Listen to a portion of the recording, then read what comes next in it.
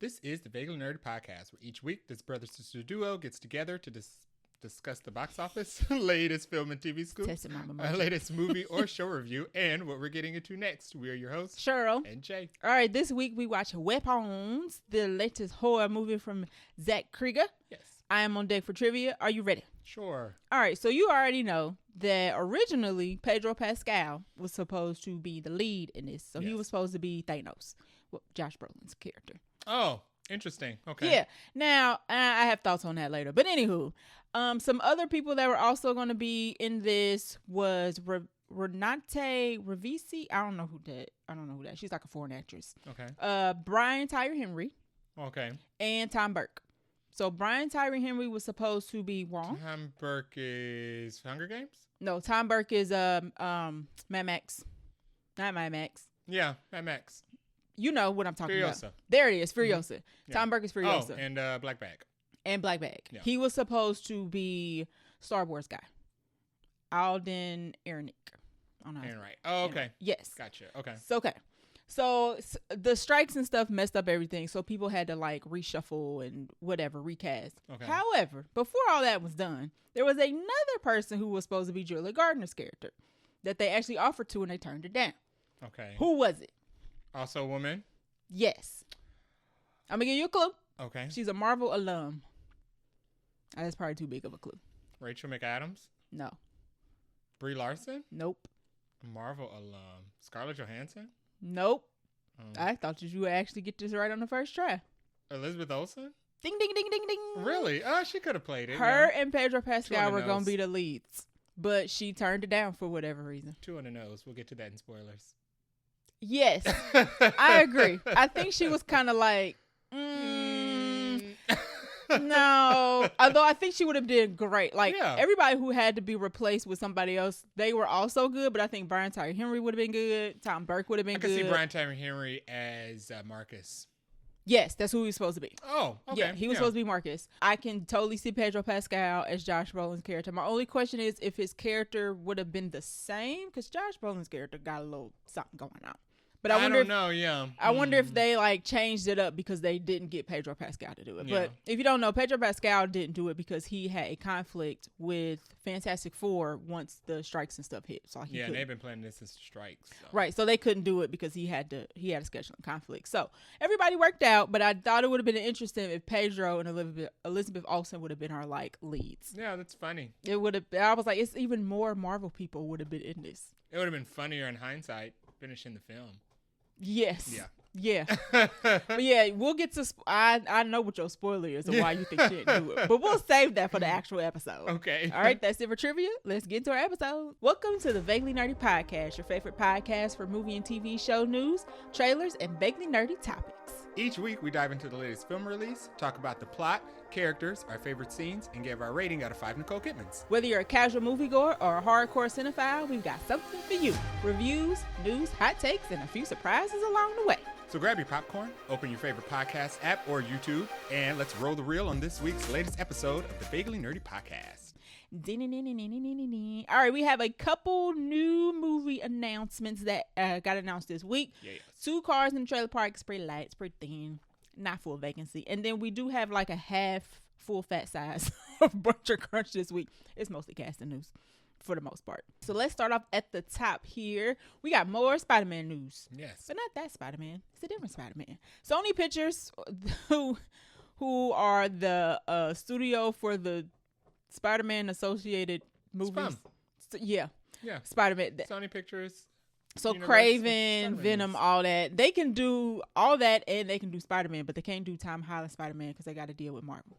Yeah. Anywho, they need money. So they are in early development of a Spider-Punk animated movie, which I think is interesting because we'll have Across the Spider-Verse, or I don't know what the next one is called anymore. It's been so long. Beyond the Spider-Verse? What was the first one? Into, Across, Beyond. Right? Maybe. One of them. Anywho, Spider-Punk was first introduced, well, like in the movies. He was in the last Spider-Man movie. So now he's getting his own animated series. Daniel Kaluuya, well, I'm assuming be voicing the character. Yeah, so he's gonna write and direct. Yeah, he's gonna write. He's gonna be. That would just be weird if they like got somebody else and we all be like, "Boo, bring Daniel back." So he's gonna co-write. Like I said, last time we saw this character, the first time we saw this character in live act or animated action, was Across the Spider-Verse. Yeah, and yeah, it's going to be. That's all we know. We don't know about if it's gonna be at the same time as the last Spider-Man. I'm assuming it's gonna be after. Because the next Spider-Man movie got delayed. Oh, you think he'd get his own universe? I mean, they're all from their own universes. Oh, so I think his movie will just be in his universe. Okay, that makes sense. So there won't be a crossover. So we won't get people being like, oh, it's too many Spider-Mans in one. No, yeah. Yeah. And I think we mentioned this last episode. Kevin Feige said Miles is not coming to the MCU no time soon because Sony said no. Please no. We have nothing else. Sony absolutely wants to do the first live action Miles Morales before they give it to Marvel. They absolutely want to take a crack at it and do terribly before they give the reins over to Marvel. Kevin gonna want his hands in that though, especially if he's gonna bring him over. Or he's gonna be like, actually we're not bringing it because y'all won't let us work with y'all. Sony's absolutely gonna make sure that they have first dibs on live action Miles Morales. Yeah, I mean they need it. They gave up. They gave up Peter Parker. Yeah, right. So in the beginning, so I think they learned their lesson.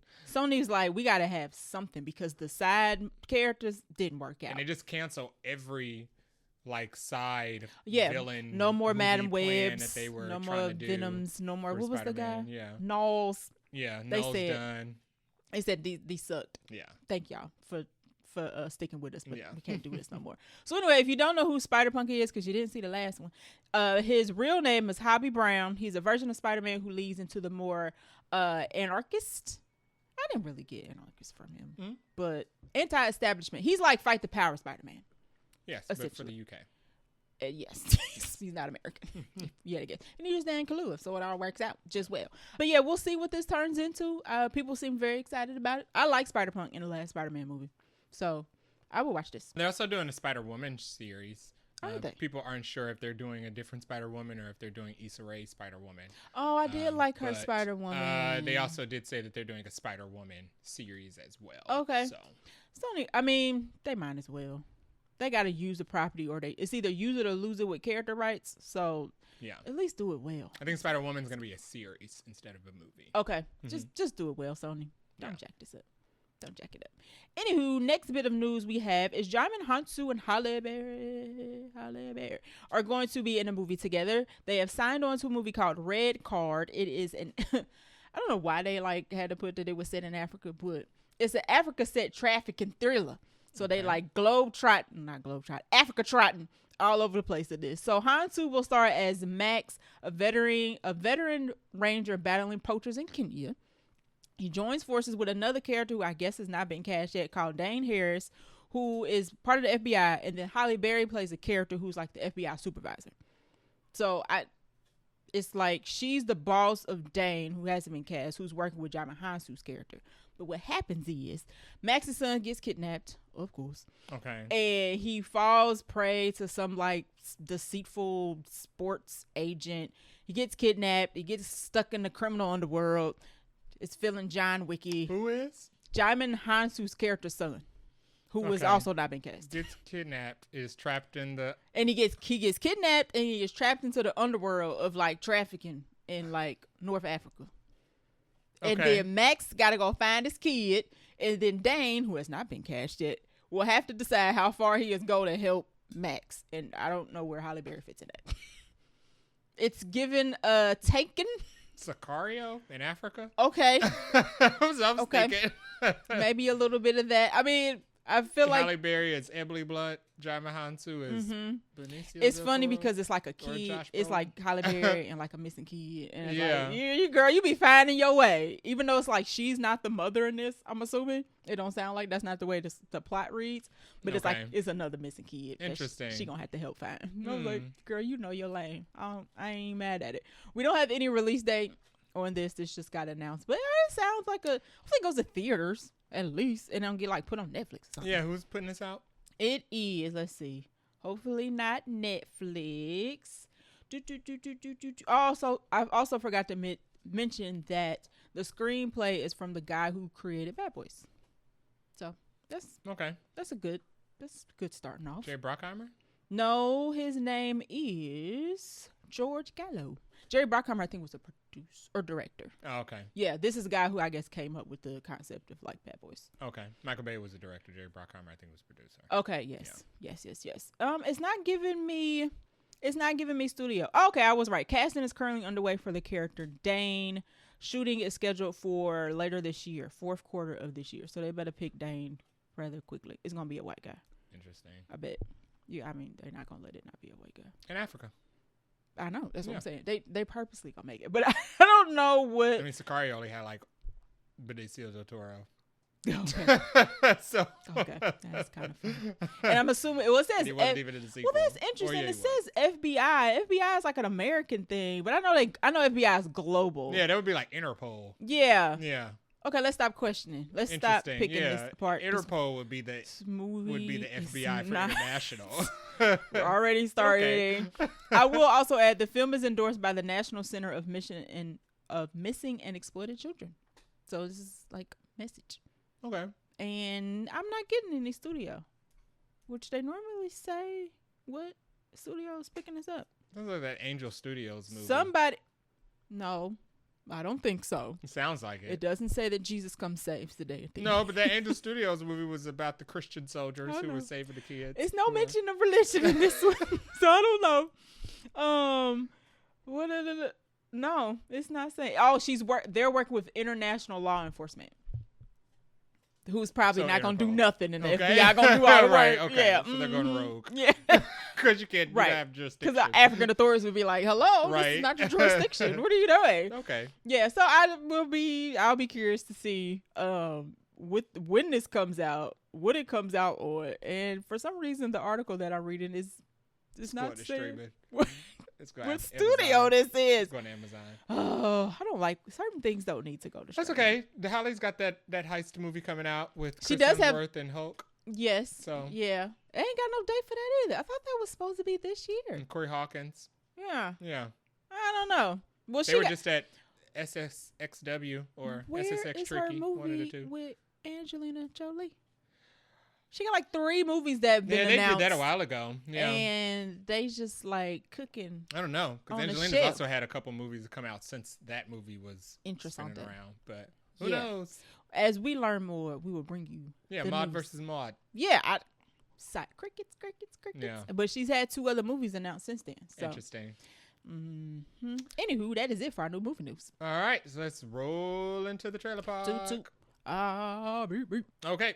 First stop in the trailer park. I don't even know why I put this on here, but I was like, it's a trailer. We're not seeing this movie. It's spoiler for alert, him because we don't want to. This is a movie that's coming out September 19th. So not interesting. It stars Marlon Wayans, yes, who's known for being a Wayans brother. Exactly. Marlon Wayans. Yeah. And Tyreek Withers, who we just saw in I Know What You Did Last Summer. I Steal.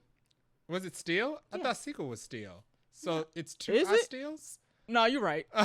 It don't matter. It's 2 or 1 of them. It don't matter. So they were just in the latest I Know What You Did Last Summer franchise film. Uh-huh. What is this movie going to be about? This movie is about Tyreek Withers, who is a new freshman recruit on a professional football team who is being trained by Marlon Wayans' character. Who's a legend of some sort. Who's a legendary football player of some sort. He gets pulled into hijinks and shenanigans. Something.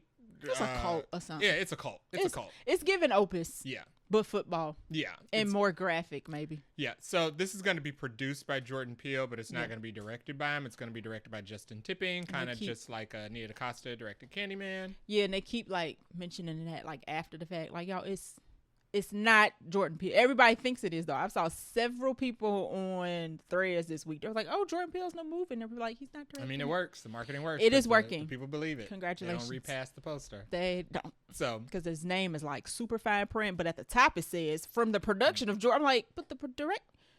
Anywho. So there's obviously something demonic or some type of sacrifice that needs to be made in order to become the greatest football player there ever was. Nope. This trailer just basically shows a lot of imagery of what you would see in like a Kanye West or The Weeknd video. Yes. like demons and people in masks in the background. Blood, women, corpses. It does show that at least at the beginning, Tyreek's character is confused. Because the first trailer made it seem like he's like oh, I know what's going on, and I'm like in on it. But Yeah. this trailer shows more of like he starts off being scared and worried about what's going on, and somebody telling him you need to get out of here. And then by the end of the trailer, like the first one, he seems to be hoodwinked to brainwashed or whatever. I don't know if you've ever seen this, but the second trailer makes it look like it's just Black Swan for football. Okay. Where Tyreek Withers is Natalie Portman and Marlon Wayans is Mila Kunis, and then at the end you find out Marlon Wayans was a hallucination. Yeah. Somebody said they think that he had CTE. Yeah, he has CTE. The and Marlon whole Wayans movie. is his CTE spirit. Yeah. He's Denny. Yeah. He's Denny from Grey's Anatomy. With Don't- Izzy had cancer. She don't was dis- seeing Denny. Don't disrespect Denny's character like that. Denny. That is disrespectful. Terry got CTE and now he's seeing Denny. Yeah, I'm I surprised. feel for you. I can totally believe that. I'm not interested in this. It's either that or body snatching. I think it's also body snatching. You think he's trying to? I think Marlon Wayans trains up new recruits and then snatches their bodies. Yeah, but he's the legend though. It seems like there probably a lot of them are legends. Okay. That was kind of like Get Out, where You're right. multiple black people are actually white people. Okay. Yeah. Okay.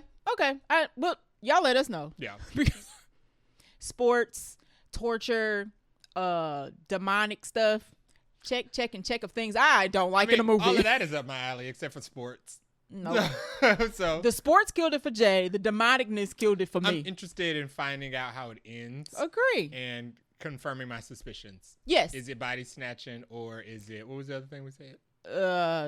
CTE. CTE. Yeah. CTE ghost. You're right. Brain ghost.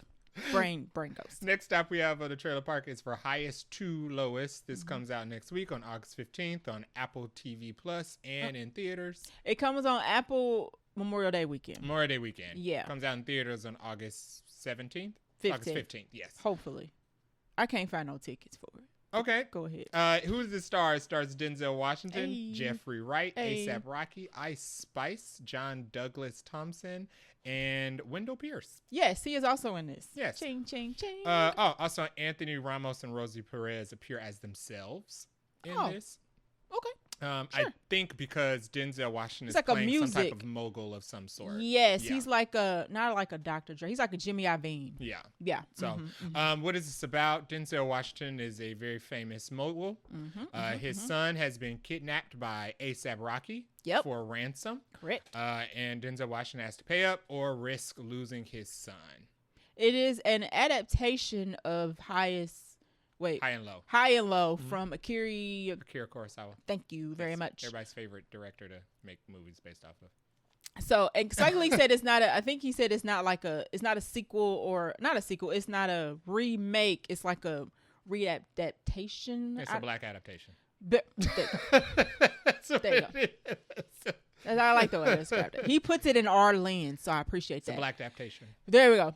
The only thing that annoys me about this is the whole marketing for this movie. I mean, like, we just got this trailer this week. I mean, we're not surprised. The movie comes out next week. I ain't seen a press tour, a commercial, an ad, or nothing. I can't even buy tickets yet. And I'm starting to get nervous of, like, is this a limited release or a wide release? I think fellow blacks are especially offended because It's Spike Lee and Denzel Washington. A lot of people don't realize that Apple TV fails to do Terrible. all of their series. They fail to market everything that they do. It is terrible. Awful. Yeah. So I thank you for listening, and hopefully you learned about this movie, and you're gonna go see it in the theaters. It should make money in the theaters. So welcome. Yeah. Welcome everybody to the complaint group department of Apple TV. It's like that meme where is it James Franco that's like in a noose and he's like, oh, first time here? Yeah. That's what it is. So I'm excited for it. Spike Lee has been online promoting it and telling people to please go see it in theaters first, of course. I mean, if you want to know something, just look at the performance of Wolves. How much money they spent on that, and they put it on Apple TV Plus, and it did terrible, and it completely bombed the sequel plans that they had for that movie. They canceled. So, they said no. But this is freaking Spike Lee. Where's the respect? Yeah. So Apple. they marketed F1. They marketed the heck out of F1. Yeah. So I don't get it. That's strange. That was out of the ordinary for them. So I think they co-produced. I think they co-put up the money for Apple. I think that's also a WB partnership. So maybe part WB was responsible for promotion. Maybe, because they need the money. So Apple don't need the money. Doesn't, but they also aren't spending it. So we'll see. I'm very curious, just out of my own knowledge of how this is gonna do. It looks good. It looks dramatic. It looks a little man inside-ish. Yes. It looks like A$AP Rocky is from the same neck of the woods that Denzel Washington is from, so he's trying to appeal to his morality instead of I've not seen A$AP Rocky act of money. So it'll be interesting. I haven't either. Has he been in anything? I haven't seen anything that he's been in as an actor. But there's a lot of people in this movie, and only 5 appeared in the trailer. So I didn't see Ice Spice. So I didn't either. Yeah, so. It's kind of like what was that movie where he was with Russell Crowe, and it was like a bunch of people in that movie, and Denzel Washington was the bad guy. Russell Crowe and Denzel Michael Mann directed it, and he was like the drug lord and went to jail at the end. It's like that movie. I can't think of it. American Gangster? There it is. Oh, remember American Gangster had a bunch of people in it, but they were kind of like, this feels like that in a sense. Yeah. All right. So that is the last stop on the trailer park. Let's dive into this bunch. First bit of crunch we have is, to no surprise to anyone, Final Destination 7's in the works. Yeah. Sure. Why not? Yeah. The co-writer of Bloodlines, Lori Evans, will write the script for this one. Where do they go? Doesn't matter. Yeah, it doesn't matter. It's Final Destination. Who cares about the connection? They made a whole new part of the lore with this, and then they kind of ended it. Yeah. With this movie, so they can actually. I guess they can just go jump to a different family if they decide to stick with this, but they usually don't. They usually don't continue that. Do something else. Yeah, they usually don't stick that closely to the previous film. Right. They just keep the fact that death is around and doing its business. Jumping, hopping, skipping from people to people. Sure, I'll watch it. Yeah, that makes sense. There's 7 screams. So. You're right. And this movie, the Final Destination Bloodlines, did pretty good in the box office. It's done the best of them all so far. You're right. So not only good, but the best. It's the best sign, yeah. We knew it was coming. So when we learn more, we'll tell you more. It'll probably be at least, you know what, they probably fast tracking this junk. Are they going to bring back Old Girl? Are they going to bring back a survivor? They haven't done that. No. I want new people. I need new people. Well, spoiler alert for Final Destination Bloodlines. Nobody makes it. Yeah. So, just bring us new people. Yeah, so the only person who's alive is still the old girl from the second one. Right. And the cop. Yes, and she need to stay out of harm's way. So just stay at home. She cheated it, so. Right, stay at home, girl. For remembers, like, I forgot about you 5 movies ago. All right, next up we have Dave Bautista is going to play the immortal barbarian known as the Kurgan, opposite Henry Cavill in Highlander. Yes. So we have Henry Cavill, we have Russell Crowe, we have Marissa Bella. Yes. And we have now Dave Bautista. Is this going to theaters? I would assume so. So I'm excited about this. Okay. You like this casting? Yes, because this was originally played by Clancy Brown in the original Highlander, which I believe, doesn't Clancy Brown have something to do with this new one coming out? He is doing... Isn't he supposed to be like his Wesker or something? Yes. Yeah. I think so. He's supposed to be like Henry Cavill's trainer? Yes, I believe so. I can see Dave Bautista doing this. I like Dave Bautista. When he's not like trying to be shady to something else. See. I like him. I mean, they don't have no wiki yet, so... Is he... But I think look up Clancy Brown. I think he's supposed to be his Wesker. Yeah, look up Clancy Brown and then look up, like, let me see. Clancy Brown, Highlander. Well, he's rumored to be, so. Oh, okay. Let's see. The Goon, SpongeBob. Nope, okay. It's like, upcoming movies of Clancy Brown. SpongeBob. I think y'all made that up. So is there only one villain in Highlander? Yeah, there was only, Clancy Brown was the villain in Highlander. Okay, there's only one Highlander. There can only be one. That's where it comes from. Oh, so he's trying to be Highlander. Yeah. Got you. Yeah. Got you. Okay. I'm trying to think. No, you know what? I don't know. It might be a rumor because up on his upcoming IMDb page, it does not say. It doesn't also have it listed under Henry Cavill's either. So. Oh, fair enough. Okay. Is this movie still that early? I guess so, because Voltron is fully set up, but they finished Voltron. So. Right. And it's still, Voltron doesn't even have a release date yet. Masters of the Universe finished filming too. Mm-hmm. So. Okay. Listen, y'all better hurry up with They've been talking about this for a very long time, so I would have assumed that they had a release date for this. I was about to say, for people start being disinterested, y'all better talked about this like twice. Y'all better hurry up. Yeah. All right, get to it. So that's exciting. I feel like that role fits Dave Bautista. Dave Bautista versus Henry Cavill makes sense. Yeah. Yeah. It's literally Superman versus Drax. Yeah. So it works. Yeah, perfect. It works. Next up in casting news, Kiki Layne will star in The Boys prequel called Vought Rising for Prime Video. So Vought Rising is the prequel series with Stormfront and that other Jensen Ackles. Yes. Yeah, when they were racist. Somebody was like, Kiki Layne gonna be in this movie with these two racists? Yeah. I feel bad for her character. Yeah, the movie is, the series is about when Stormfront was rolling around killing black people for no reason. She was like a Nazi, wasn't she? Yeah, she was a Nazi. So. Yeah, I've stopped The Boys since then, but I know who Stormfront is, but I stopped before we got to the other guy's character. I don't need to see super racism. Y'all can have it. I'm not. Y'all got it. Can you imagine what they gonna do? Y'all can enjoy that. Like on the gore front with this? Absolutely not. Yeah. But shout out to Kiki Layne. I've seen enough of Stormfront killing minorities. Exactly. I'm good. I like Kiki Layne. So shout out to her for getting a big role in a big series. Right. And then last up, we have in Buncha Crunch, the last bit of casting news, Star Wars Starfighter, which is the Ryan Gosling Star Wars movie that's coming out, has its villain is going to be played by Matt Smith, who is from Morbius.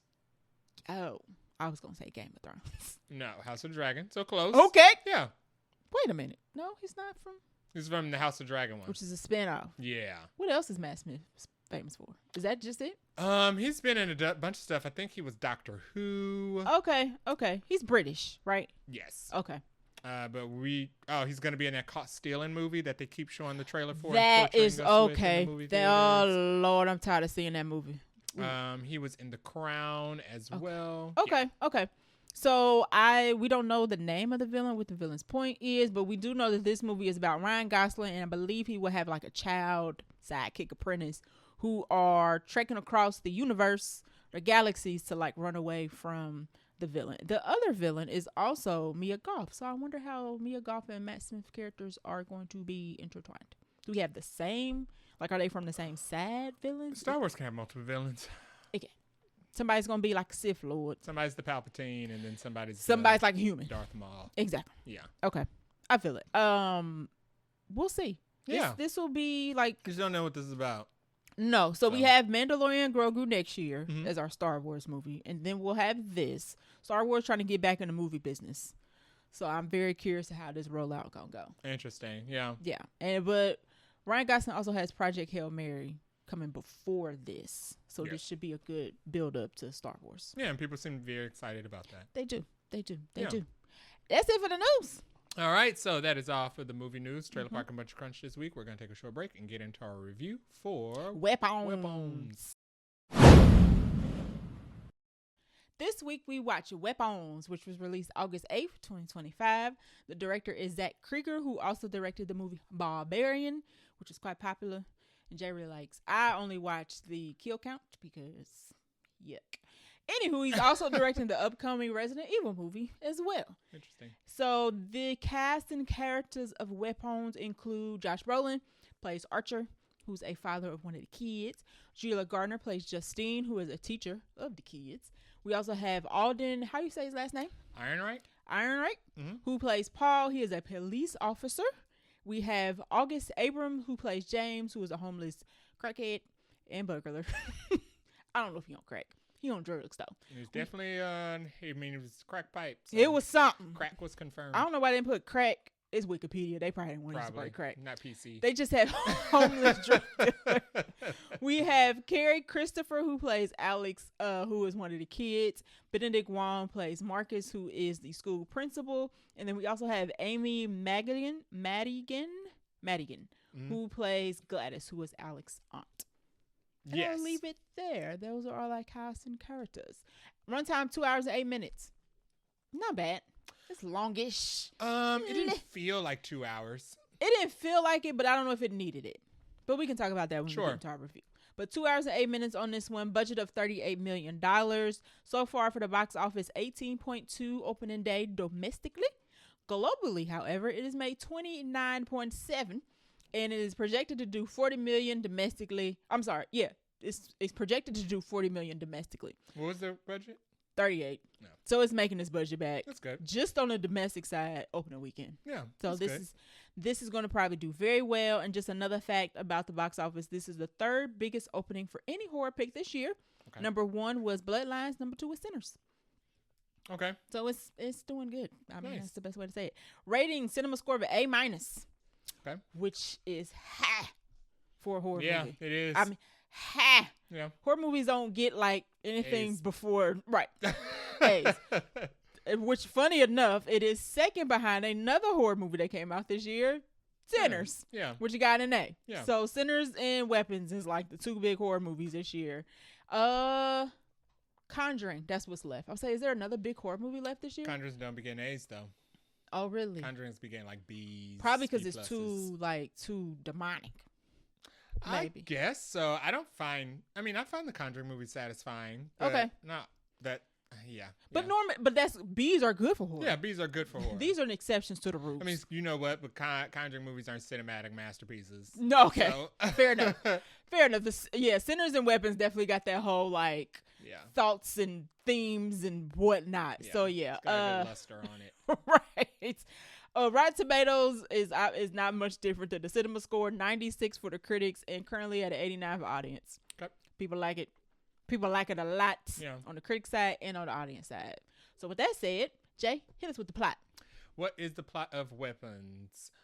At 2:17 a.m., a bunch of kids in Shalaball's classroom got up in the middle of the night and ran out of their front doors out into the darkness, never to be seen again. Yep.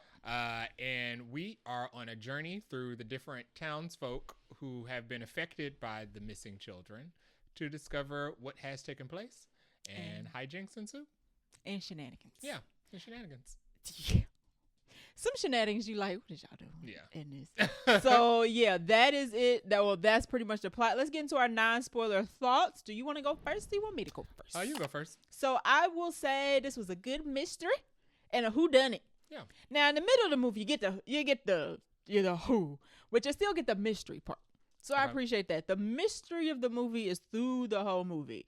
I liked all of the acting, as we talked about at the beginning of the episode, with like how they had to swap out actors because of the strikes and, some people turning roles down. The movie still works perfectly. I don't think any of the swapping affected anything in the movie. So all the acting was good. I do appreciate how the story was told. I don't feel like we've seen a movie in a while where we flip. So the movie flips POVs throughout the whole thing. So we get to see the movie through the different characters' point of views. And there's quite a few characters, so we get quite a few. Yeah. But I feel like the pacing is pretty good with it, and I like how it was told. Yes. We get to certain characters towards, like, we obviously know we about to get toward the end of the cast list. And I was like, we got to one character, and I was like, oh, God. Because we have already seen what happened to that character, and I was like, I don't want to know how it happened. Yeah. So that was good. I like that. I like the wide variety of characters. No two characters are the same. There's no redundancy, and there's no unnecessariness. I feel like we all the characters are kind of play a role in this. There's actually probably one character who I would have liked to see their point of view. It is scary, but it's not super scary. So it's not Hereditary, but it ain't Scream. It's not The Conjuring, which I ain't never seen and will see. Okay. But it's not Sinners.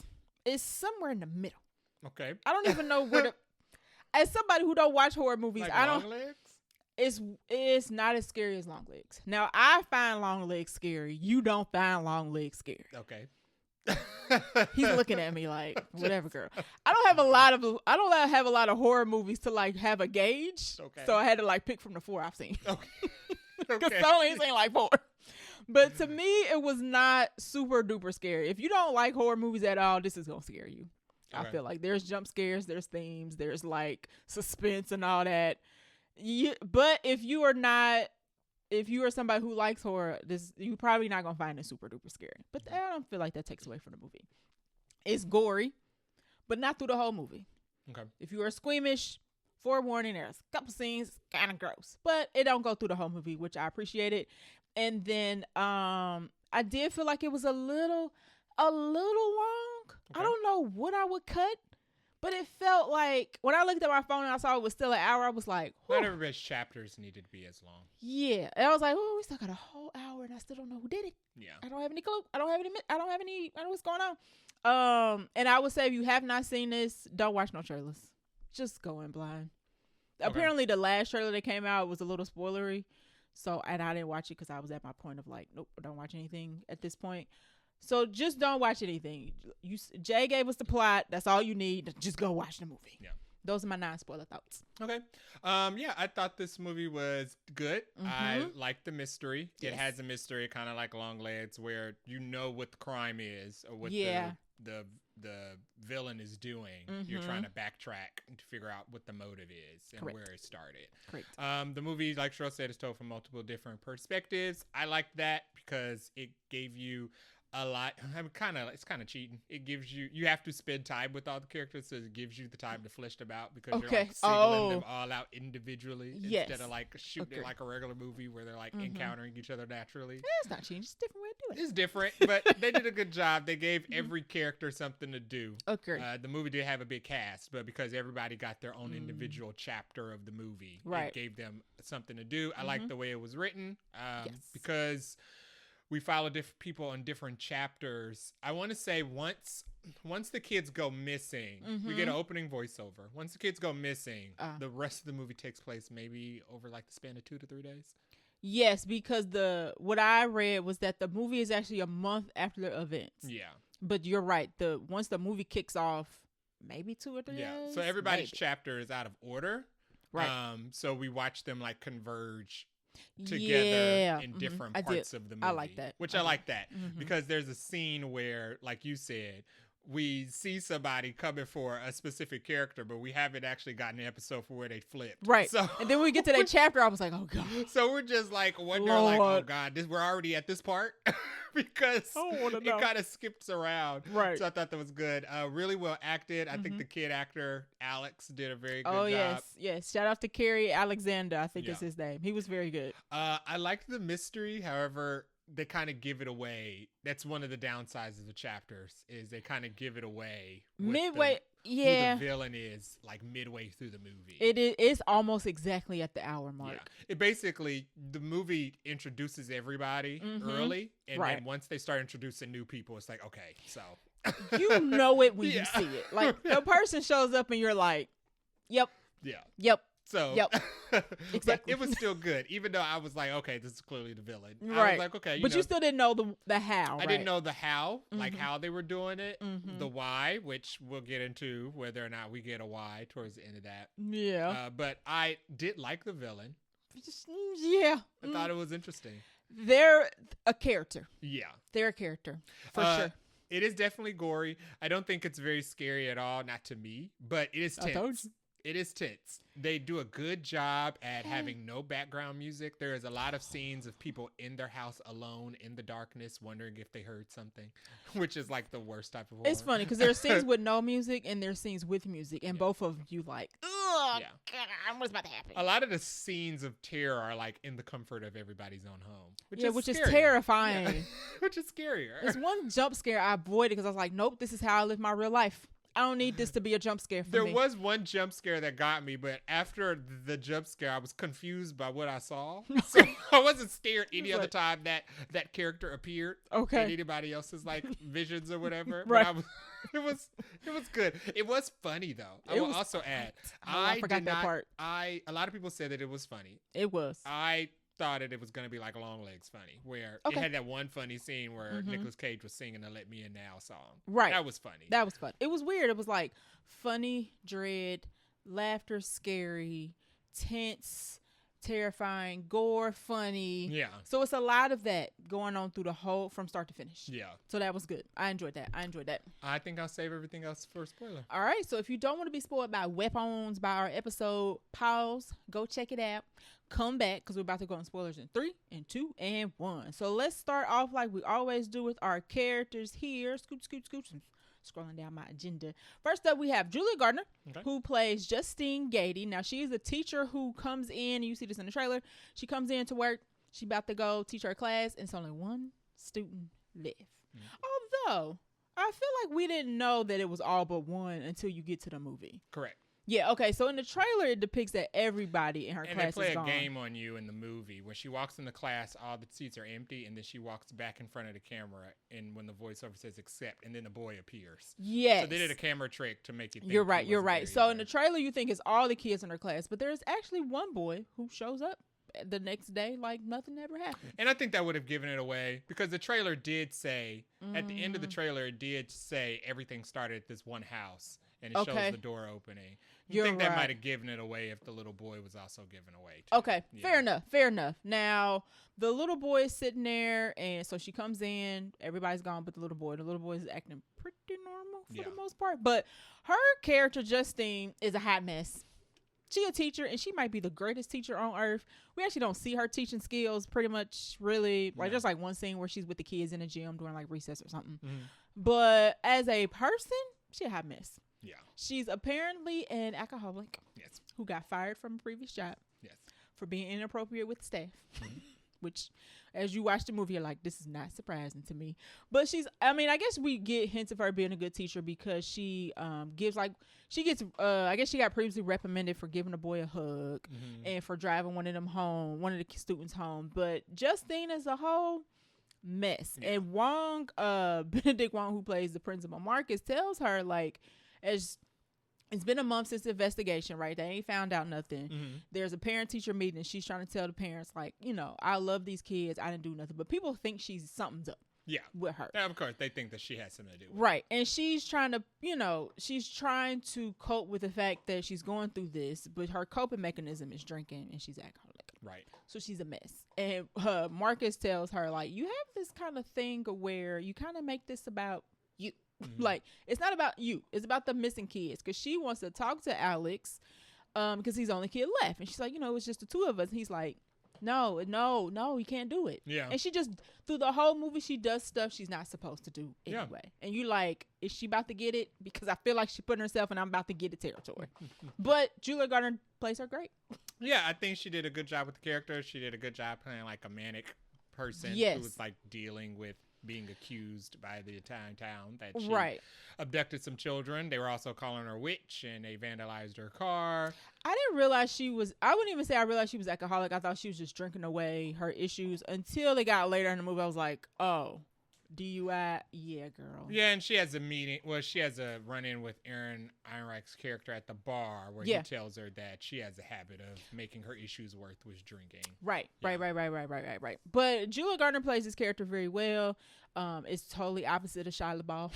Yeah. So shout out to Julia Garner for having a range. But Justine was a knucklehead. Yeah, I think she was a good lead for this. Agree. This second horror movie we've seen her in since Wolfman.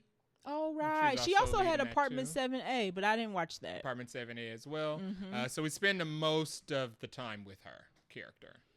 Because not only does she get her own chapter, but she appears in everybody's chapter. Yeah. Well. Everybody crosses with her. You're right. Mm-hmm. You're right. But she definitely has a knack for crossing the line. Yeah. Which I don't know if it helped her at all in this movie. No. Yes. Did it? It helped her clear a name. Sure.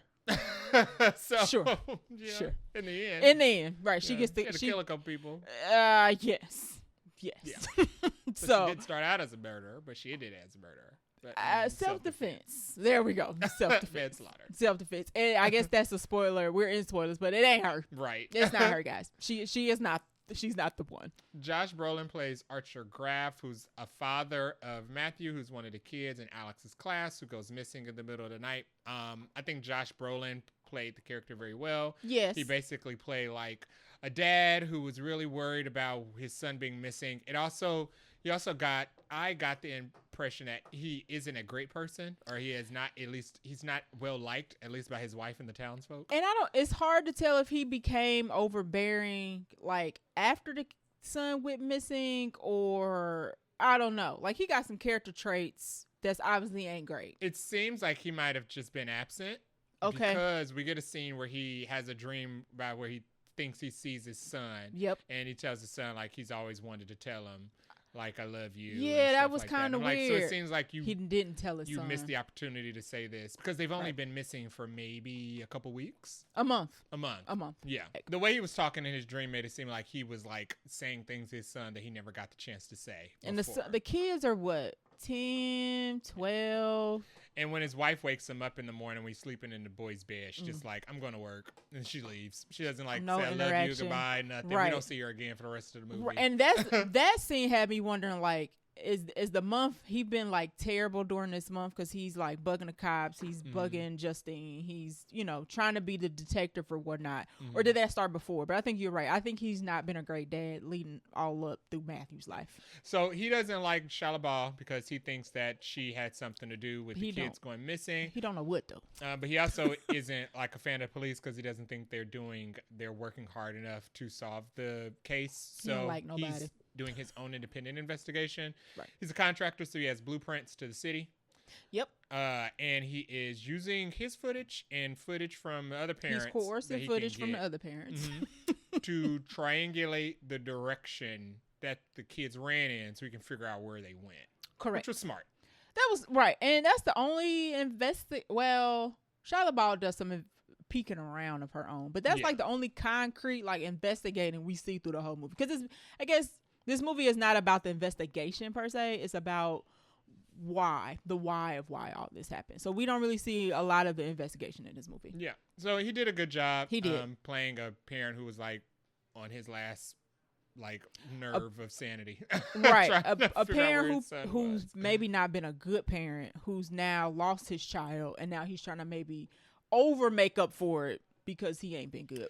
I like the fact that him and Julia Garner's characters are smart after we get an incident. After they both have a freaky incident with another character, they start to realize something weird is going on. Yes. And instead of arguing with each other, they immediately put together their knowledge of what they've individually found out and try to solve the case. There's no time for I hate you, I hate you. They do have an exchange, a brief exchange when they first run into each other. And she's kind of like, what you going to do? Yell in my face? Like, what do you want?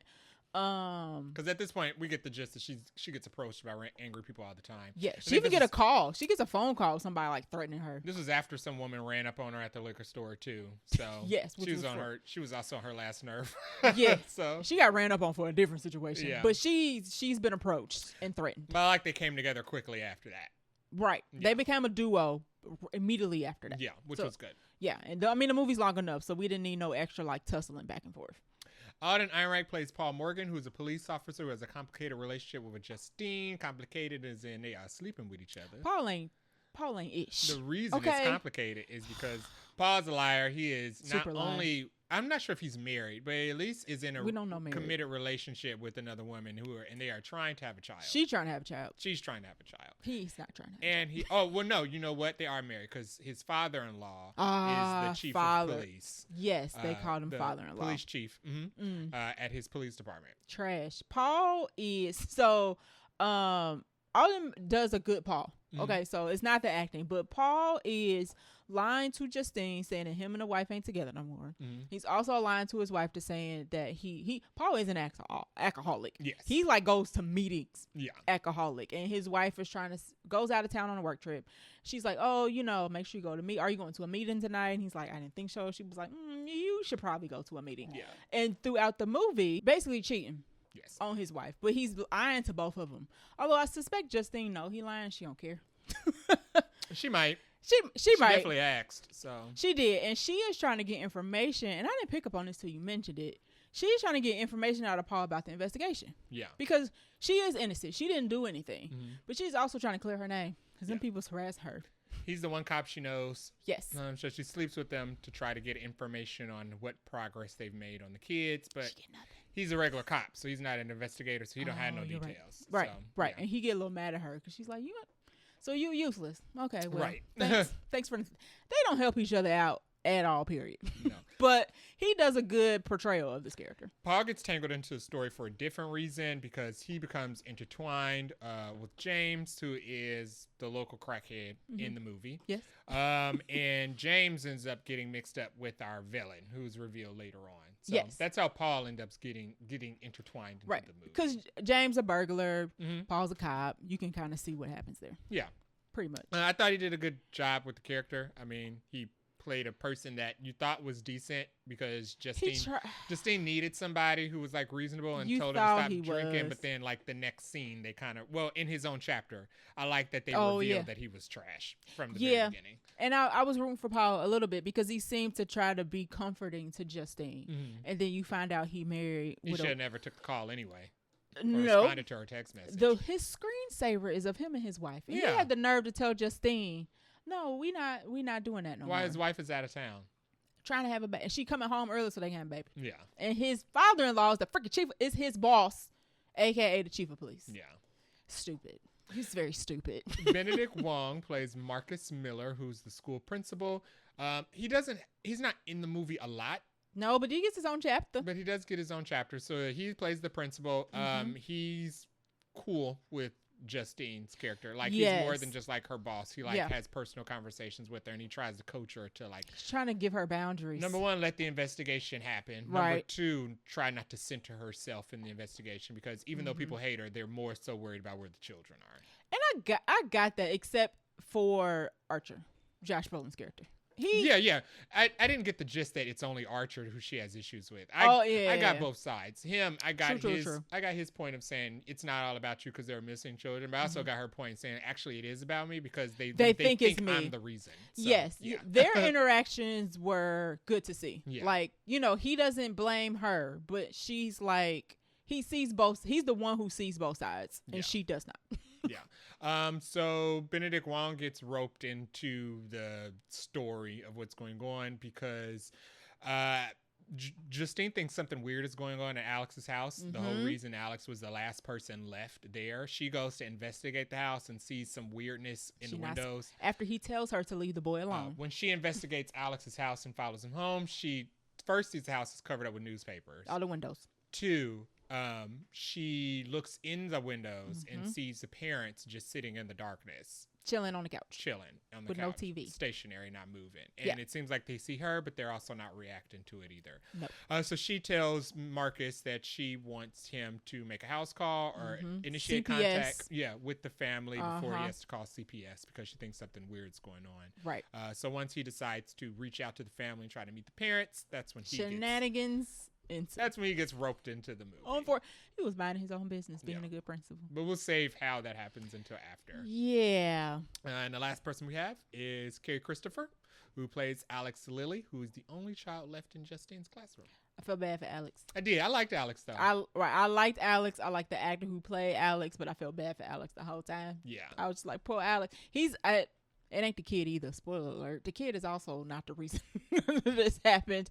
But Alex is just trying to live his normal 10-year-old life. Yeah. And he's just going through the motions of his day. He's also bullied by one of the kids in his class. So I'm going to say he's like 8 or 9. Okay. Something around 7 or 8 or 9. Okay. We don't have kids, y'all. We don't know. Yeah, he's like small. He is. He's a little kid. Yeah. But he's bullied by one of the kids in class, so we do see a little bit of that. Alex does get his own chapter as well. When we got to his, I was also kind of stressed because we already know that something's going on with his parents, because when Justine goes over, the parents are sitting in the dark. And Alex goes home every day to the house that's boarded up with newspaper. And it's like, what the heck is going on? So Carrie Christopher, I think I called him Carrie Alexander earlier, plays Alex very good. They found the perfect child actor for this. He does emotion, he does fight scenes, he does beat on normal kid. All pretty good. I like them. Alex's chapter was saved for last because Alex had all the tea in his chapter. Well, here's the tea. So we knew once we got What's his last? His chapter was last. Okay. Once we got to his chapter, we knew we were finally going to get the answers because we hadn't got all of the answers since then. I literally was like, oh, God. I like that Alex was suspicious from the very beginning. He's a smart kid. He wasn't like a dumb kid who was, I mean, not a dumb kid, but he wasn't like an ignorant he was a naive kid who was unaware of what was happening. Like, he could sense evil when Alex it was in his presence. He get real smart at the end, too. Oh, he is super. I was like, oh, yes, go. We were cheering for Alex. And at the end, Alex did save the day because the villain slipped up. He did. And I like the fact that Alex remembers. He's paying attention. Yeah. Alex is a very smart kid. Alex was a very smart kid, so he did a very good job. He wasn't in the movie very much. He pretty much only showed up. Oh yeah, at the very beginning. In Justine's chapter. Yeah. And then in his own chapter. At the very end. Mm-hmm. Yep. Okay. All right. He was very well. So is that anybody else we want to touch on? I know I brought up the what's his name? I keep forgetting about James. Yeah, anything. I mean, the actor who plays James was good, and James was significant. Yeah, but he's significant not by his own doing because he's James just wasn't there. like part of the plan. Wrong place, wrong time. Yeah, for he James was, essentially, but sure. he was good. He played a good drug addict. Yeah, his scenes were funny, and he has a very funny scene with Josh Brolin at the end. Maybe which had the theater laugh for like 5 minutes. Maybe straight. one of the funniest scenes in the movie. Yeah. So shout out to him because he definitely had one of the best scenes in the movie. Yeah. All right, so let's get into our likes and dislikes. I have you go first on this one. Okay. So I liked the ambiance of the movie. The creepy nature. Yeah. Okay. Because it takes place in a neighborhood, and neighborhoods are scary at night. They are. Yeah. And this is like a suburb, okay? This is not like we right off the cusp of the city. This is very small town suburb. Yeah, I mean, I don't know if they actually said what town they live in, but it's given Haddonfield. Okay. Yeah. Where's Haddonfield? The Halloween neighborhood. Okay. Universe. Oh, no, it's giving Scream a little bit. No? Okay. Yeah. Okay. So, yeah. Wait, isn't this supposed to be the same town Barbarian took place, or is it the same universe? I think it's the same universe. Okay. So, I like the way the movie started. So basically, we get a voiceover that is from a kid. We know who the kid is, but it's telling us the events of what happened. Yes. I thought the opening was very creepy, even creepier than the trailer, because it's playing like upbeat music while you see these kids running out into the darkness in shape of paper planes. Yes. And by this point, you know what it looked like, but now that we're seeing it play out for a much longer time, it's like, this is creepy. Yeah.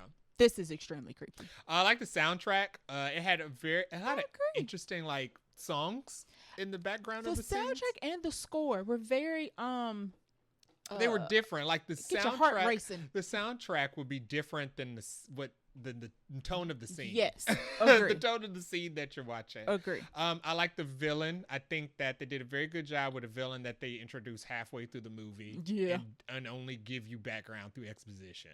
Barely. But they did a good job. The actor who played the villain did a very good job. Actress. Yes. Mm-hmm. So I like the villain. I like we don't really get a lot of lore, but I like what the villain was doing. More lore would have been nice. Yes, we don't get a lot of lore, right? But I liked what the villain was doing because we see her things, but we don't know what the history of these things are. Yeah. So that would have been nice. And I don't want to give it away yet until we're in spoiler, but we're in spoiler, but you mean the ending section? Yes, until we're in the ending section. Okay. But I like what the villain was doing and the method. I like it's something that I can see, and it's not just like wavy, wishy woo. Yes. Yeah. This ain't no. I guess wishy woo shenanigans. Small spoiler. This is not like there's no ghost. Yeah, no visual effects really. Yeah, there's no ghost behind the scenes doing this. Yeah, so it's not like wavy hands. Yeah, it's not like CGI visual effects Correct. Stuff happening. Yeah, it's practical stuff. It's practical shenanigans. I like the actors. I think that's everything I want to say for likes until we get to the ending. Okay, so my likes are this is my kind of horror because ain't no ghost or no ghouls.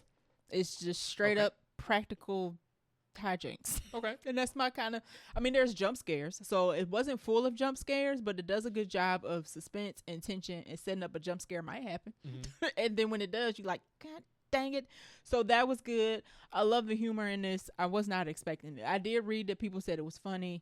And I'm thinking this is just like by casual conversation. But there's two particular scenes at the end that were freaking hilarious. Yes. But it didn't take me out of the movie. So that was good. I appreciate that. I already said I felt bad for Alex, and I mentioned a score. So the music that plays during a certain scene is like really loud and like horrifying. Some of it starts with like a screech. Even the music started playing during the credits. I was like, let's get out of here. Yeah. I feel like a seance is about to kick off and I need to go. So I appreciated the silence of the movie and the music, the score of the movie. And I think I will probably save everything else. Everything else will probably come up as we talk about the ending. Did you have any dislikes? My one dislike, which I think we talked about earlier, was that the villain needed a chapter, and that's the thing that we didn't get. I mean, I guess The villain is not something new. It's not a newly introduced concept. Nope. You can, if you've seen any other movie with this type of villain, you can pretty much guess what they were doing. Yeah. I mean, taking it back to like the fairy tales, basically, like you can guess what the villain is doing. But we didn't get a chapter. I would have appreciated a villain monologue. We get like a good scene with the villain when they introduce themselves to Alex. But it's still no like where. We don't get a why. Or why. Yeah. And we also don't get like an origin. No. Where did the villain come from? How long has the villain been active? I have a thought about the villain I will get to when we get to the end. Yeah. part. How long the villain has been active. I'm going to assume not very long because there's a scene where one of the characters says that the mother knew the villain. Which opens up other questions like, okay, so how much you know about your mama? I just want to say, I don't know if I believe her when she said that. I believe her. I don't know because if I believe the character who said it sounded naive enough to get herself in the situation. When we get to the end, I'm gonna tell you why I don't think I believe that she was telling the truth. My mind said after she said that, I was like, okay, sure. So were they like a group? Right. Is there like a multiple situation going on here? Right. Is there more than one? Exactly. Coming. So, yeah, that's what I'll leave for my dislikes. I wish we would have got more with the villain. My dislike is similar. There are some explanations that we don't get in the movie, and maybe they just didn't have them, and they were like, you don't need to know, make your own conclusion. Okay. So I have the exact same dislike. Yeah. That's pretty much the only one, I think. Yeah, but I'm not, it's a dislike just for the sake of having one. I'm not upset because I can, like I said, it's not new, so you can kind of just like insert your own conclusion. Yeah. Exactly. Mm-hmm. It didn't leave the movie, I didn't feel the movie incomplete. I don't feel like I left missing something. Exactly. Right. Exactly. All right. So let's get to the ending because it's not just the ending, because we have to like back up a little bit. This is like the explanation of what's going on. Well, let's unravel the mystery here. So Alex's chapter is the last chapter. Yep. And his chapter, it basically does a flashback. His whole chapter is a flashback. Yes. Yeah. Mm-hmm. So what happened is, and this is like, we're leading you to the ending.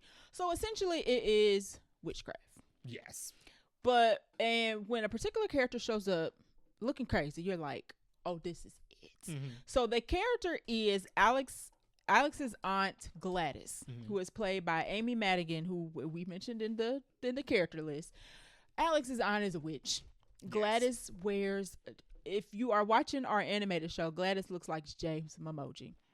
If you are listening to us on audio, she has a orange bowl cut wig, but it's like got tendrils down it. Mm-hmm. She's got like a white face. She almost looks like a clown. Yeah. She's like an old clown with an orange wig on. And she appears to people in their visions as a clown. She's giving Ronald McDonald. She is. Yeah. She's giving an old lady Ronald McDonald. But essentially, she showed up to Alex's parents' house under the guise of that she was sick. Mm-hmm. And she does some witchcraft, witcheroo, and takes possession of his parents. Mm-hmm. And what she is trying to do, I guess what we can imply, is that she is trying to suck the life force out of them, because she's dying.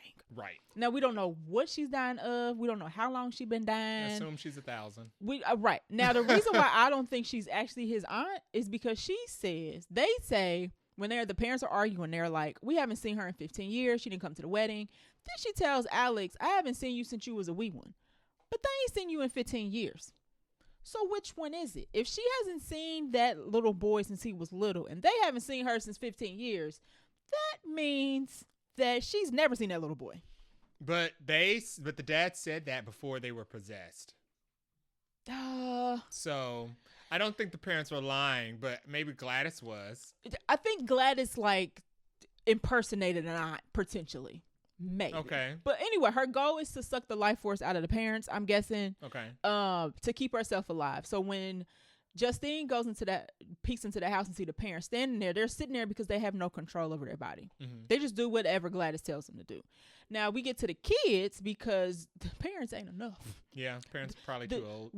However she's juicing the parents ain't working. So she needs some young blood. Mm-hmm. So she tells Alex, because through Alex's chapter, we learn how she does it. She basically tells Alex, like, I can make your parents do anything, like even kill themselves. So you better not tell anybody I'm here. So Alex is stuck because he's going to school like normal. He can't tell nobody, like, there's a witch in my house. Mm-hmm. And the witch did something with them kids. She gets Alex to take everything, like something from all the kids. She does her little witchcraft, and all the kids come zooming in like airplanes into that house, into the basement. So Yeah. the whole movie, the kids are in the basement of Alex's house. Yeah. And Alex cannot say anything because he's afraid of what Gladys is going to do to his parents. Yeah. It's terrible. You feel terrible for Alex because they're not dead. They are sitting still. Yeah. But they need to eat. Yeah. So Alex has to feed them all Campbell's soup. Every day. Probably multiple times a day, I'm guessing. Because humans... Or they'll die, and she will have her source, like, depleted or whatnot. Yeah. So that is how we get to the ending. And then I'll let you pick up from there. So... After they reveal in Alex's chapter what's taking place about she's kidnapped the kids, we are back with Justine and Archer. Yep. Who have joined forces. And Archer tracked down. Archer is so basically how they crack the case is Justine so we didn't get to Marcus. So after we get revealed who Gladys is, yes. Gladys goes to Marcus's house because after Justine told Marcus that she wanted him to investigate the house before calling CPS, he reaches out. She don't like that. Gladys shows up because she's like, the parents have fallen ill. So Gladys is acting as Alex's guardian for the time being. Fake guardian. So she goes to visit Marcus's house because she's worried that he's called CPS and people are going to come to the house and investigate. So she goes to the house, performs her stick in the bowl ritual, which was a very good scene. Because she asks for a bowl of water instead of a cup of water. Yeah. Immediately, everybody in the theater is like, "Oh, she's about to do some ritual crap." Yeah, because who drinks out of a bowl? Right. What do you need a bowl for? In somebody else's house. Yeah. So she takes control of Marcus's body, has him kill his husband in a very gruesome, sad scene. So nasty. And Marcus runs all the way across town to kill Justine because she has performed her voodoo ritual on Marcus, who is going over to kill Justine. Yeah. So they join forces because Marcus basically tries to kill Justine, chases her to the point that he gets hit by a car and dies. Correct. Yeah, and his death was also gruesome. Yep, yeah. I forgot about that temporarily. So nasty. Justine and Archer have joined forces because Justine's like, I ain't never seen somebody run at me like that before, and Archer's like, my son ran out of the house looking like that. Just like that, because it's the hand position that gives it away. Right. So the planes. They go over the map, and she points out that Alex's house is in the center of where Josh Brolin is doing his investigation. So they do a stakeout outside of the house. Yeah. Where at this point, Crackhead James and Paul have also gotten abducted because in James's chapter, we saw that James broke into the house. Tried to steal some stuff. To steal some silverware and stuff out of the house and saw the kids in the basement. Yeah. And I don't know why this only rung a bell to the crackhead, because this is also something I just know. What? Newspapers outside the house is a dead giveaway that people have not been home. Yes, that's how he thinks it's okay to go in, because newspapers are blown about. And maybe he thought the house might have been abandoned because there's also still newspapers on the window. Yeah, but nobody else picked up on the fact that the newspapers, each day a newspaper is out there is a day missing. Right, that means somebody ain't came out and got it. Yeah, and I thought that was weird. I was like, how's he the only person that picked up on that? Right, and so James is the one whose story where we find out where the kids actually are. Yeah, and second to the last chapter of the movie. Pretty much. James and Paul get abducted because James takes Paul to the house to tell him where the kids are, and they both get abducted. We don't witchcraft. see it, but they go into the darkness of the house, and they're basically gone. Right. So Justine and Archer, is their turn going in the house. Right, and they just see the cop car, and Archer's kind of like, oh, there's a cop here. And they're like, that's kind of weird. So there's two things happening in the third act. We get Justine and Archer versus Paul and James in the main floor of the house because they are possessed and they have to fight off the two of them. And upstairs we get Alex versus his parents. Right. Because Alex is trying to use the opportunity to also break the spell over his parents. Right. We don't know what happened to Gladys, what part of the house Gladys is in at this point. Jay figured it out faster than I did. We were thinking that Gladys was in the room turning into some type of spider woman because, third act. I think she about to turn into like some grotesque skin falling off, teeth showing, because she old. Because we haven't seen her do much. So I'm thinking she's going to whip out all the tricks for the third act. Exactly. Somehow she made it to the basement. And somehow she makes it to the basement. Julia Garner has killed both Paul and James. Yes. Single-handedly. Yep. With a gun. Somebody finally showed up with a gun. She's killed both Paul and James. Actually, it was Paul's gun, so anyway. Josh Brolin gets possessed by the witch, and he's trying to kill Julia Garner now. Right. But Alex, who has handily remembered Gladys performing a ritual in front of him twice, once on his parents and once to summon the children. Exactly. Decides to do it himself. So he grabs a wig. He grabbed a wig. And a stick from the tree and goes into the bathroom to do the voodoo. And wraps it around a branch. And then the key, how she activates it is she snaps the branch. And you hear a ding.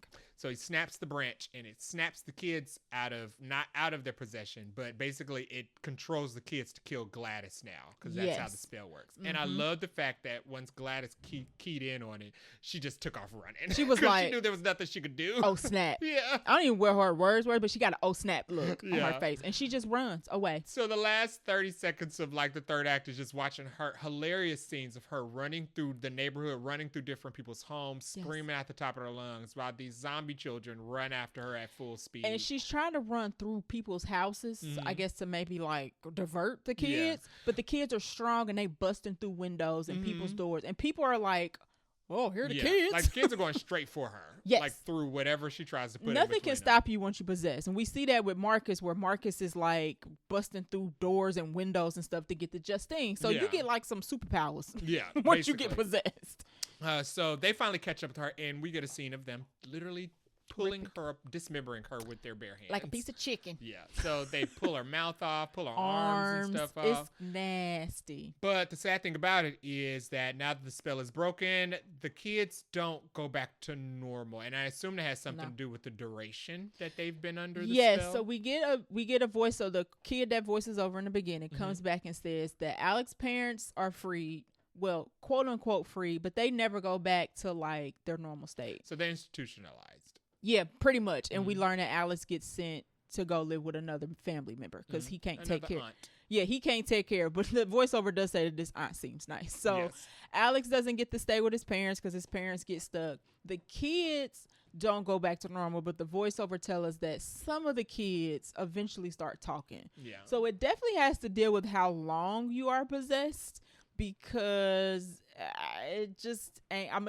Because the parents would have been possessed longer than the kids were. Kids would have been possessed shortly after the parents. Yeah, so the kids had like a month. So obviously a month is like you passed a month. It's dangerous. Josh Brolin was fine because he was only possessed for a couple minutes. Exactly.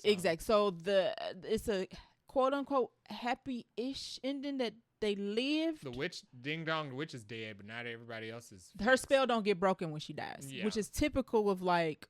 Witch movies, but not this one. Yeah. Not this one. So, it had a semi-happy ending. Oh. It had a satisfying death of a villain. I was satisfied with her demise because they did a good job in making her evil. I'm glad she didn't get to live. Yes. But I was sad that the kids didn't get to go back to normal. And I'm glad her death was so comical.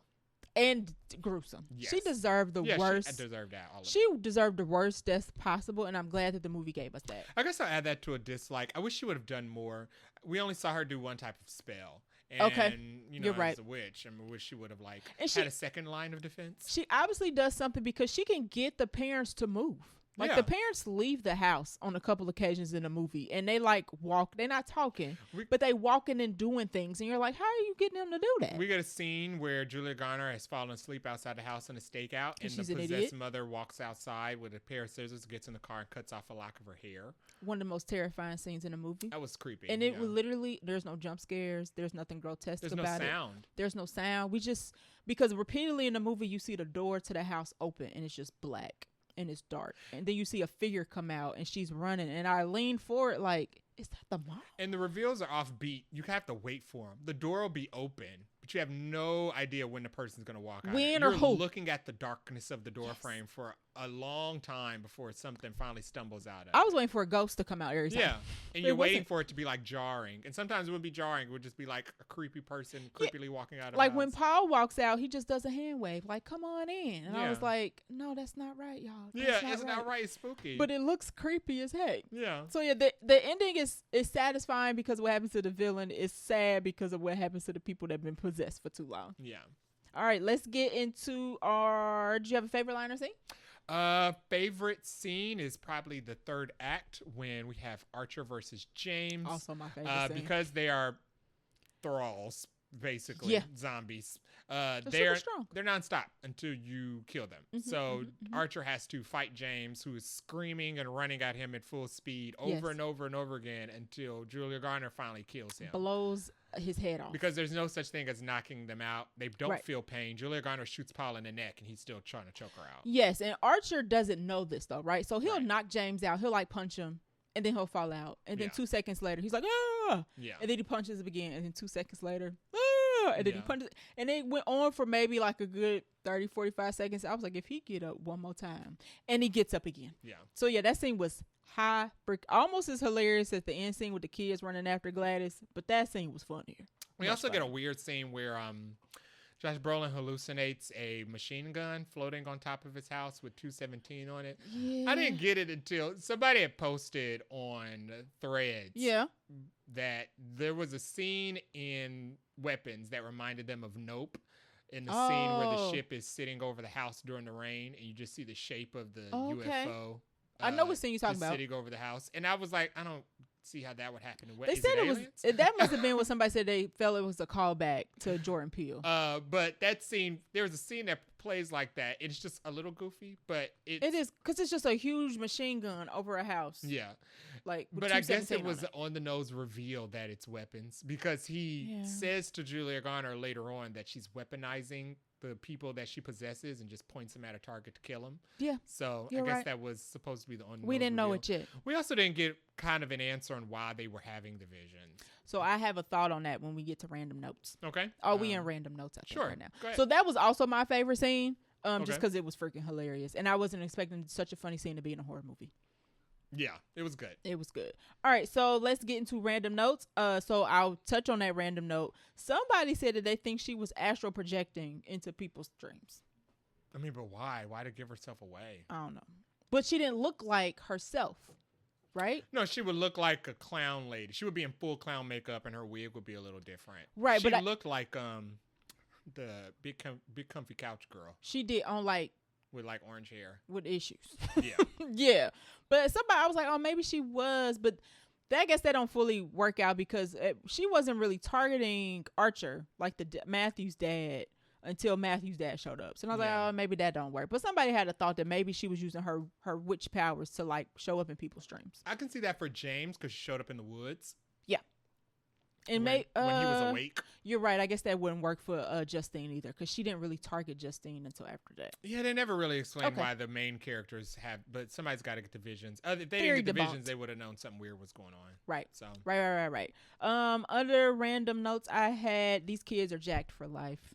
So once we realize that the kids are not, because after they kill Gladys, she's in pieces all over somebody's random lawn. Yes. They are not moving. They're still standing there looking at her. And I was like, why are they not like, you they're see like covered in blood. Yeah, and pieces of meat. Yeah. Human meat. So normally in a witch movie when somebody's spell gets broken, the person's like, oh my God, what's going on? And Alex's parents too, they're just very still. And you're like, well, what's going on? And that's when the voiceover tells us like, they didn't snap out of it. And I was like, oh, these kids, even if they did snap out of it, I was like, oh, these kids are jacked. Because the thought process is the person is still in there. They just don't have control of their body. I got the idea that that their body was only the part that was being controlled because they all had sad expressions. They look seemed super like they sad. wanted to like cry, like they were just trapped in their own eyes body. Are super red the whole time because they probably aren't sleeping. Yeah, they don't. Every time Alex come home, his parents are just sitting in a chair. Yeah, and like they just been sitting there since he left. Yeah. So the kids jacked for life. And then I have, of course, the bully was Thanos' kid. So Alex has a bully that we see, and it don't really, other than the kid being a bully, it don't really make no connection. But then at the very end, we realize that Matthew is Josh Brolin's son, who is the same one that's been bullying Alex. And I was like, it didn't look like the kid under the covers in his dream. It didn't. So I was just kind of like, oh, coincidence? Probably not. Yeah. It just showed that Josh Brolin probably was a bad dad because he raised a bully. Interesting. Yeah. I had a random note. Shia LaBeouf pissed off another town. Town was upset with her just like they were in Fantastic Four. They were very upset Super with mad. Shia LaBeouf is messy. That was after the reveal of her trying to sleep with Alden Ehrenreich's character. You know what made her even more messy? Trying to get him to drink? Yes. Yeah. She knew that man was an alcoholic, and he orders a Coke. When they link up at the bar, he just gets a Coke. And I didn't really think too much of it. Like, I thought maybe he's on the clock. You know, he can't drink on the clock. No, he wasn't drinking because he had an alcohol issue, and she knew that. Yeah, pressuring somebody to drink makes you a pretty terrible person. Mess. Yeah. Mess. I like the reveal that it was Archer who painted the car with the red paint. I did like how that was framed. That was pretty good. I like that reveal. He never told her. He didn't tell her that I painted or apologized. Or apologized for anything. No. After he snapped out of it, he kind of just dropped her and went to get his son and went home. Only got his son. Yeah, he never really spoke to her again. Yeah. No, because the movie pretty much ends after that. And Justin Long made a surprise appearance as one of the parents of the missing kids who Josh Brolin goes to get the footage of. Justin Long was one of the antagonists in Barbarian. Yeah, which is in the same universe, but not playing the same character because his character died. You know, when I asked you that, I didn't even think about that. I was like, "Is that?" And then I thought about oh, he didn't make it. Yeah, thankfully that guy didn't make it. Yeah. Other random note I have that somebody said this is like an adult fairy tale.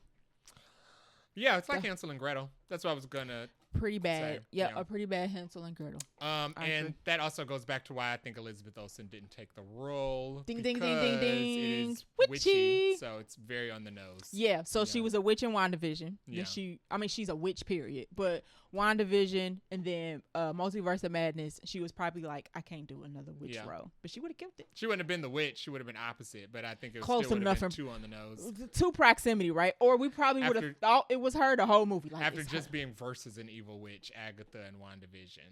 Right. She'd be doing it again. She was like, y'all not about to typecast me in a witchy rose. Yeah. Or witch adjacent rose. Yeah. All right. Do we have anything else? I think that's all I have. I'm ready to get into the rating. All right. So how many Nicole Kidmans are you giving Weapons? I'll give this a 4. I don't think it was very scary, but I do think it was well written. I did like the mystery. I did like the characters. Okay. I did think it was funny. I would have liked more time with the villain. Okay. I don't need a concrete explanation, but I think the villain was good. I would have liked more time with him. Apparently filmed a chapter for her, and I would love to see it. And also would have liked to see the villain do more. This is a witch, but she seems like a one-trick pony. She only has her one thing. Listen, her one trick is enough. But a witch has a lot of things at her arsenal. She didn't have a spell book. She just had one tree. Listen, she did enough with that one tree. Because when it came to using her magic against her, she had no rebuttal. Ran like a chicken. I was like, chicken for slaughter. You only learned one trick in magic she didn't have no kind of incantation like Expelliarmus or something. Something to make sure that it couldn't happen to her at least. Yeah, like a fail-safe. Yeah. Nah, maybe she wasn't that smart. So, yeah. Just couldn't. Other than that, I thought it was a really good movie. I'm going to give it 4.5. Okay. And I give it a 4.5 because it was not that scary. Is that cheating? That's cheating. This is my kind of horror movie. It did have jump scares and whatnot, but I was able to handle it. And I think I said when we first thought that she was going to turn into some grotesque creature, I was like, please no, because I totally expect her to be a Spider Woman. I was like, I've been able to handle this thus far, and this is going to ruin it for me, and I ain't going to be able to sleep. So the fact that I was able to handle it, the fact that it was funny, the fact that it was an emotional roller coaster, I'll take the half off because more would have been, for this to be 2 hours and 8 minutes, there was more I wanted explanation wise from Gladys and seeing what she was up to. Absolutely. Like the explanation for the gun and why what's her name? What's the main character? Justine saw the lady hanging from the ceiling. I don't know why she saw that. I don't care. That's fine. That I can make my own interpretations. But what was Gladys up to until she got there would have been nice to see. So yeah, that's my half off of that. But that's 4.5. I think that's a high recommendation. Yeah. All right, so that is our review of Weapons. Go see it. Yes. It is. It's worth a theater experience so you can experience with an audience. Yeah. For sure. People are well liked. I mean, people like it. It is a well liked movie. Yes. And I expect it to do pretty well in movie theaters. It's probably going to have a Sinner's run, which is good. Which is good. Mm-hmm. Yeah, especially good for horror. Yeah. All right. Horror year. What are we watching next week? Hopefully, we are watching Highest to Lowest, if I can find us tickets. Yeah, if we can find tickets. Locally. If not, I don't know. Maybe we can do Alien Earth episodes too, because that comes out this week. That'd be fun. Episodes 1 and 2. We will have something. Hopefully, it's the Spike Lee joint, but I'm crossing my fingers. We'll see. All right, so thanks for listening. If you like our show, please share it. You can leave us a review on Apple Podcasts or on our website at vaguelynerdypodcast.com, where you can leave us a voice message and we'll play it on the show if it is nice. If it's not, we find you on LinkedIn. You can follow us on Threads and IG at Vaguely Nerdy Podcast, Blue Sky and Twitter at Vaguely Nerdy Pod. You can reach us at vaguelynerdypodcast@gmail.com, and if you're listening to us on a podcast app, you can watch our animated show on YouTube at Vaguely Nerdy Podcast. Until next time. Bye. Bye.